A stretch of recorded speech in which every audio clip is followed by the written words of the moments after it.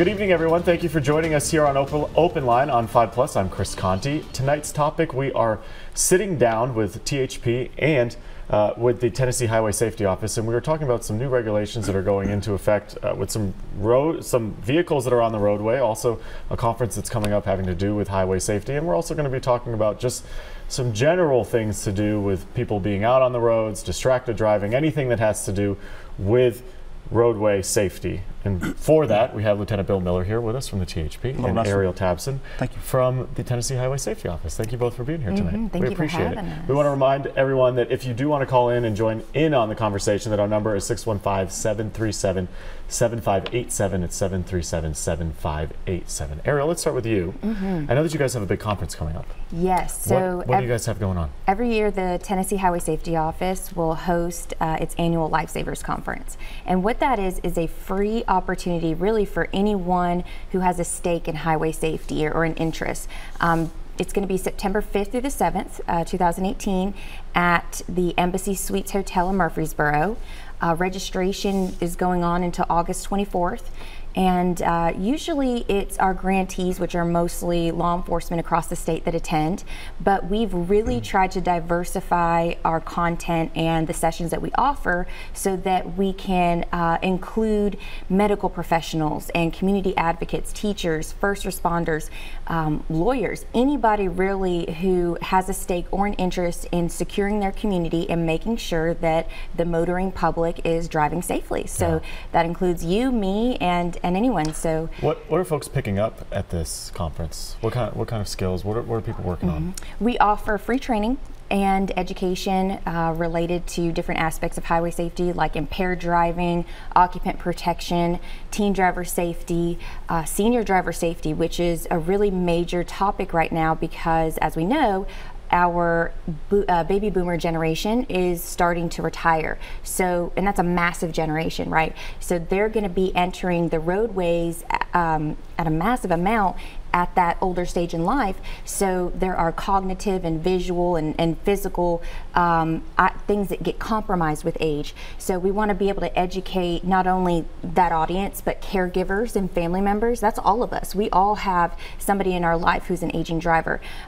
So we try to offer really relevant information. And there's so much more to it as well, as far as like the Law Enforcement Challenge and Directors Awards Luncheon. There's so many different things that we try to honor and recognize, but it's available information, and we've got subject matter experts there for highway safety, so we want to spread the word. I know a couple other things: distracted driving, child passenger safety. I mean, especially right now, in the middle of the summer, we talk a lot about making sure that you turn around.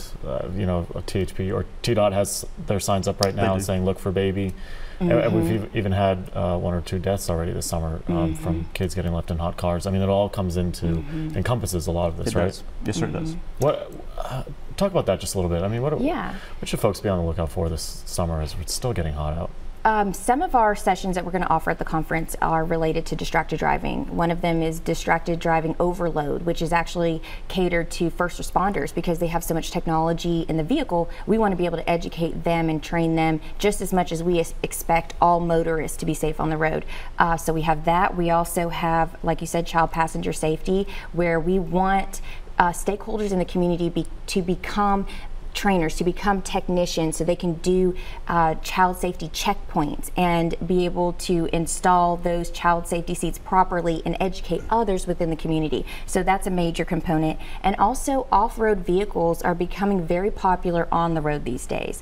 And there's, because of the popularity, you're seeing all different makes and models, and it's very confusing as to what's appropriate to be on the roadway, what should be registered, and all those things. So we're offering a session about those legal changes, and Lieutenant Bill Miller is very well versed on those legal changes as well. So he's got some great information to share on that as well. And we're talking about a very specific type of vehicle. I was coming home last night, and there was maybe, I don't know, 4 or 5 dirt bikes next to me off West End.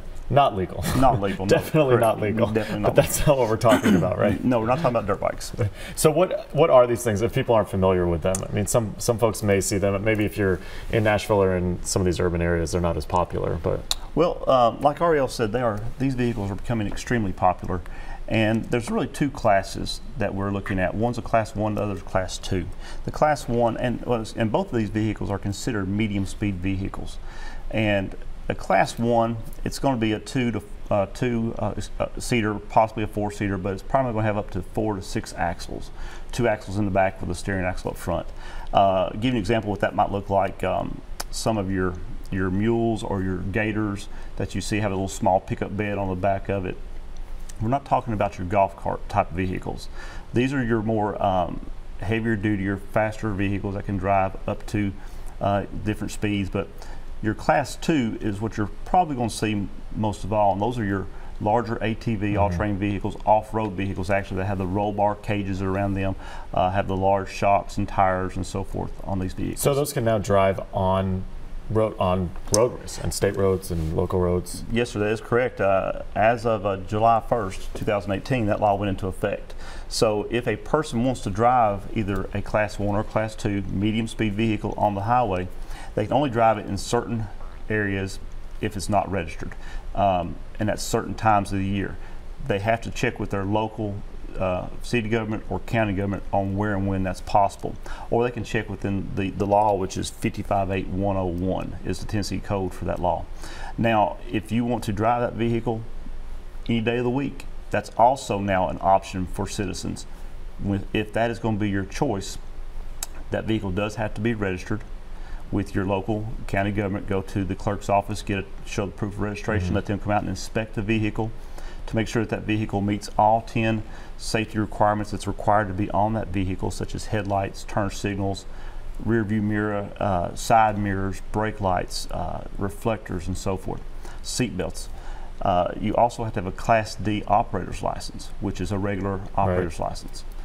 I know we were talking about this a little bit. I mean, I know that you guys don't make the laws, but where did this come from? Is it just out of the popularity of some of these things? I mean, you know, it's not every day that a state adds a new vehicle that's legally allowed to be put on the road. Well, these vehicles are extremely popular, and we do have several recreational parks in Tennessee where people like to take their four-wheelers, their Jeeps, their off-road vehicles, such as this Class 1 or Class 2 vehicle that we're discussing today, and simply take those vehicles off-road and enjoy them for what they're designed to be for, which is strictly an off-road vehicle. But with their popularity, you know, there were, I guess, petitions or challenges with the laws, and they were approved by legislature to drive these vehicles on the roadway. There is a catch on this though. Even though these vehicles, the Class 2 vehicles, they can travel in excessive speeds up over 100 miles an hour. With that being said, to restrict that, these vehicles can only travel or drive on a 40-mile-an-hour road, and they still can only do 35 miles per hour. So they're still not being permitted to do the full 40. Right.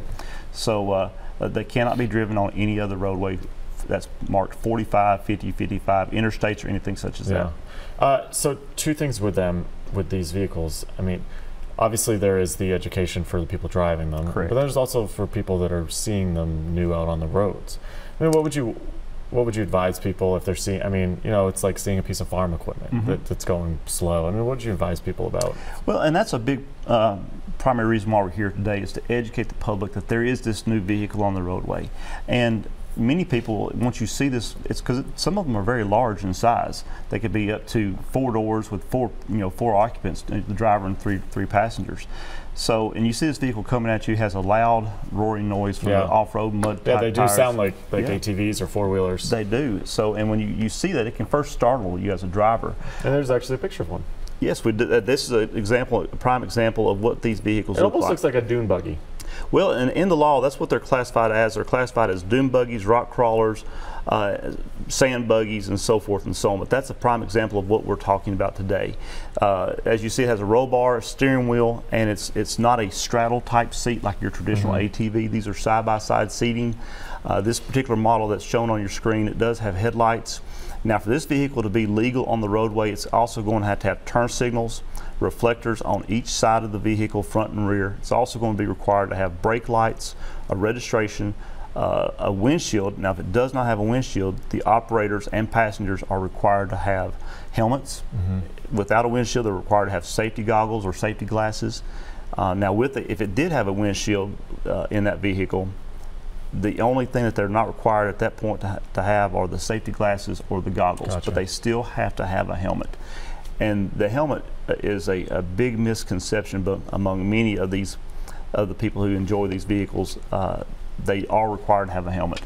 Even though they are seat belted in, you have to remember this one very important rule. That vehicle is not designed for a crash with a car or a pickup truck of standard size. Right. And it can go 100 miles an hour. Many models can, yes, sir. That's incredibly fast. Many models can, yes, sir. For something that's doesn't have the, I guess, constraints and the safety apparatus of a car. I mean, you're talking about something that is very open. Very open. No airbags. Susceptible. Right. Right. Yes, sir. And so, is this anywhere in the state? I mean, that people can start driving these things? If you meet the minimum state requirements, if it has all 10 of the required safety features for that vehicle, that's required by law, and that's where our county clerk's office, when they go out and inspect this vehicle, they're required to look to make sure that that vehicle meets the minimum safety requirements as far as having all these extras on the vehicle. You as the operator, you're then required to demonstrate turn signals work, headlights work, brake lights work, and so forth. Your running lights or tail lights, they work, seat belts operate, rear view mirror, left and right side mirrors, exterior mirrors. So yes, once they do meet the requirement, they can be given a tag. Yeah. They are registered. Once they're registered, they are permitted to be driven on a 40-mile-an-hour maximum speed road. So could they be driven in downtown Nashville?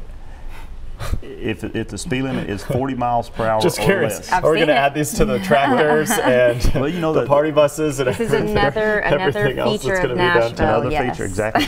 You know, of course, Expect someone to monopolize on it soon. somebody will. Now, It'll be of course, the Bachelorette party buggy. yeah, that's very good. copyright You're that. so you better copyright that. Somebody. Copyright that. Now, of course, your municipalities and your county governments, they can restrict even further. Right. So of course, downtown Nashville or Davidson County could decide to forego this and not Depending allow on the what vehicle. happens. Okay, perfect. Thank you guys so much for being here. We're going to take a quick break. Stay with us. We'll be right back.